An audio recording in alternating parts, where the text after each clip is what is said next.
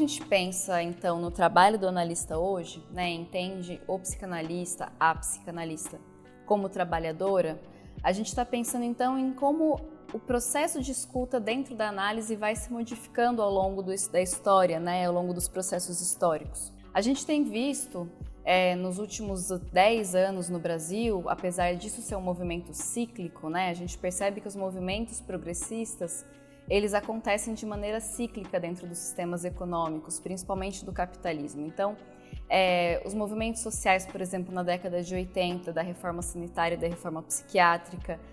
a favor do SUS e a favor de políticas públicas de saúde mental que fossem menos manicomiais,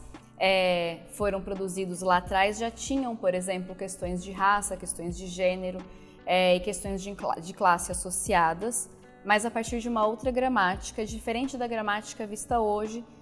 que contorna essas questões através do que a gente chama hoje em dia de movimentos identitários, né? E muitas vezes a gente acaba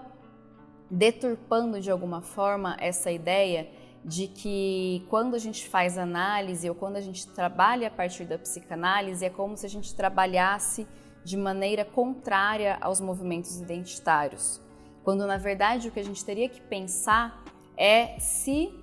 a analista hoje tem capacidade e discernimento para escutar a força desses movimentos e a possibilidade e capacidade de transformação desses movimentos, sem estagná-los numa única coisa ou num único recorte, né? Então, quando a gente fala isso, é porque a gente está pensando de alguma forma que o processo de análise, ele parte de um processo que primeiro é dialético, né? Ele parte de um processo de transformação em que,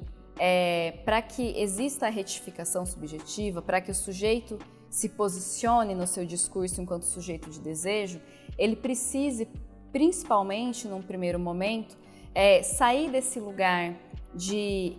excesso de responsabilização e culpabilização, ou o oposto disso, né? Um excesso de vitimização, mas isso tem que ser entendido a partir de contornos históricos e contextuais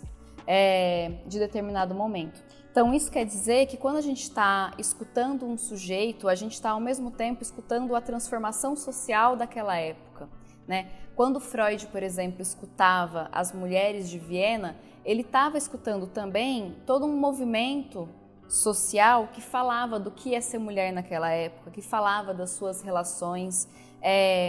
com a história, que falava das relações entre homens e mulheres e da forma como a heteronormatividade se estabelecia ali. Hoje, um analista, quando ele escuta alguma pessoa que não está identificada imaginariamente com ele, ou seja, uma pessoa que,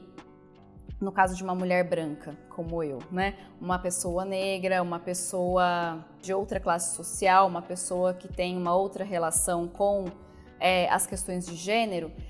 é necessário que o analista consiga produzir um deslocamento das suas próprias questões, do que é a sua posição no mundo, para que possa escutar e entender as questões que são levantadas em análise.